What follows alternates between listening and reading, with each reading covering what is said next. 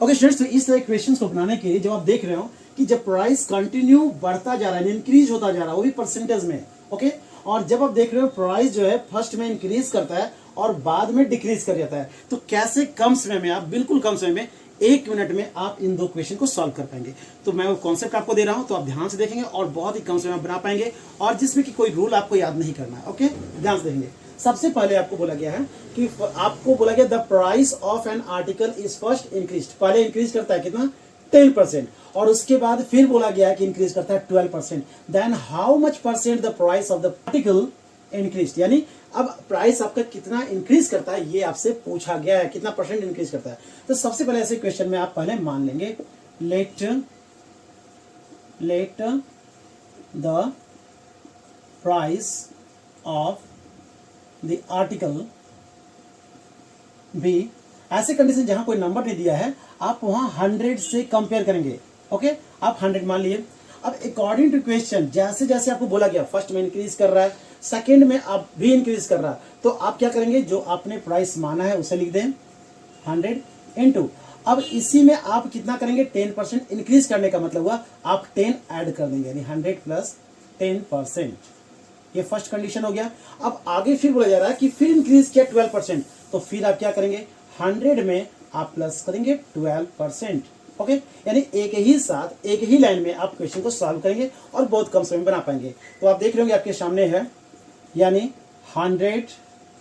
Into 100 plus 10 110 by 100 into 100 और 12 कितना हो जाएगा, 112 बाई 100। तो आप देख रहे होंगे 2 जीरो, यानी 100 से 100 कैंसिल हो गया आपके पास, और 1 जीरो से 1 जीरो कैंसिल करेंगे। अब 112 को 11 से इंटू कर देंगे तो कितना हो जाएगा, 11 2 जा 22, 2 इन हैंड 11 1 जा 11 और 2 13, 1 इन हैंड 11 1 जा 11 और 1 12। अब आप ध्यान देंगे आपके पास जो है 10 डिनोमिनेटर बचा हुआ है, इसलिए आप लिख सकते हैं कि आपका जो है 123.2, यानी नेट इंक्रीज परसेंट आप निकालेंगे, नेट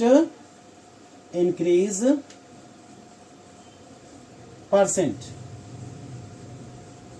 ये जानने के लिए, चूंकि आपका पहले 100 था और अब हम कितना हो गया आपका 100, ये चूंकि आप इसको क्या लिखिए, इतना रुपया हो गया है। ओके, 123.20 इतना रुपये हो गया, तो आपके नेट इंक्रीज परसेंट कितने हुए, तो आप लिखेंगे 123.20 में से आप माइनस करेंगे इस 100 को, यानी जिससे आप कंपेयर कर रहे थे आप माइनस करेंगे, तो आपके पास दिख रहा है 23.20, यानी इतना रुपए क्या हुआ है, इंक्रीज हो गया, इतना परसेंट, सॉरी, क्योंकि आप परसेंटेज से तुलना कर रहे हैं तो उस कंडीशन में आप बता सकते हैं कि 23.20% क्या हुआ है, इंक्रीज हुआ है। ओके, तो मैं फिर से बता दूं आपको कि जब भी इस तरह क्वेश्चन बना रहे हो जिसमें आपको ऐसा लग रहा हो कि प्राइस जो है परसेंटेज के रूप में इंक्रीज करता जा रहा है, तो फर्स्ट टाइम में आप चूंकि आपको मान लेना है 100 और आप 100 से कंपेयर करेंगे, तो 100 के साथ ध्यान देंगे जितना परसेंट इंक्रीज किया प्लस करेंगे, आगे भी इंक्रीज किया तो फिर प्लस करेंगे, लेकिन ध्यान देंगे इनटू के फॉर्म में रखेंगे, और फिर आपस में कैंसिल करने के बाद आपको जो नंबर दिखाई देगा एट द लास्ट आप देख रहे हो यहाँ पर 123.2, आप जीरो यहाँ लगा सकते हैं। यानी अब जो न्यू प्राइस दिख रहा है 2 बार परसेंटेज इंक्रीज होने के बाद वो ये दिख रहा है, यानी आपसे पूछा गया था कि कितना परसेंट इंक्रीज कर रहा है, तो आप चूंकि अपने पहला प्राइस जो माना था वो 100 माना था और 100 से कंपेयर आपने किया, इसलिए 100 में से या 123 जो न्यू प्राइस आपको दिख रहा है और पहले का प्राइस से आपस में कंपेयर करेंगे, तो जितना आपको इंक्रीज करता हुआ दिखाई देगा आप उससे उतना ही परसेंट बोलेंगे। ओके, नेक्स्ट क्वेश्चन ध्यान देंगे, सेम इसी पैटर्न पर है, लेकिन मैंने बताया था आपको कि एक में इंक्रीज करता हो दूसरे में डिक्रीज करता हो, तो आप उसे कैसे सॉल्व करेंगे।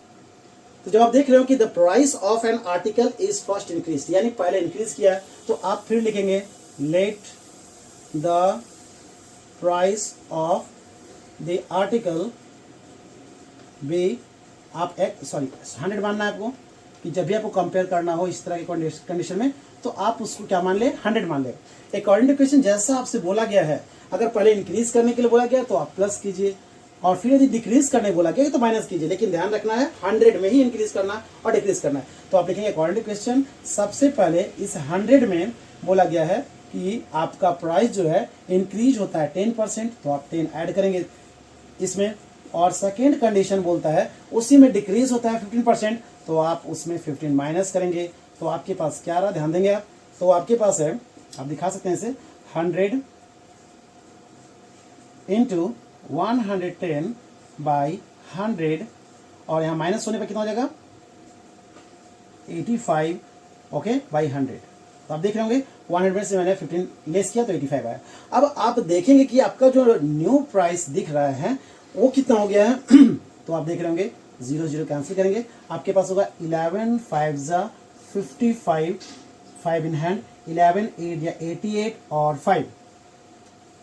93, ओके। और ध्यान देंगे आपके पास डिनोमिनेटर में 10 है, यानी आप कह सकते हैं 93.5, जो कि अभी का प्राइस दिख रहा है। तो आपको क्या दिख रहा है, प्राइस आपका बढ़ रहा है या घट रहा है। पहले आपका जो था 100 था और अब कितना हो गया 93.50, जो कि अभी का प्राइस है। इस कंडीशन में आपको साफ दिख रहा है कि डिक्रीज हो रहा है। सो नेट डिक्रीज प्राइस कितना हो रहा है, net decrease percentage is equal to, तो पहले 100 था और अब जो है 93.50 हो गया, यानी नेट डिक्रीज कितना हुआ ये जानने के लिए आप दोनों को आपस में सब्ट्रैक्ट करेंगे, यानी 100 में से 93.50 को जब डिक्रीज करेंगे यानी माइनस करेंगे तो आपके पास होगा 9 में से 3 लेस करेंगे तो आपके पास 6 होगा, और यहाँ पर दैट मीन्स कह सकते हैं 6.50 इतना परसेंट का नेट डिक्रीज हुआ। तो आपने देखा कितनी आसानी से, यदि आपकी कॉन्सेप्ट क्लियर हो तो आप 1 मिनट के अंदर दोनों क्वेश्चन बना सकते हैं, ऐसा मैं उम्मीद करता हूं। फिर भी यदि कंफ्यूजन हो तो आप कमेंट बॉक्स में अपनी प्रॉब्लम अवश्य रखें ताकि आपके लिए नए नए वीडियोस लाए जा सके। Okay students, thank you.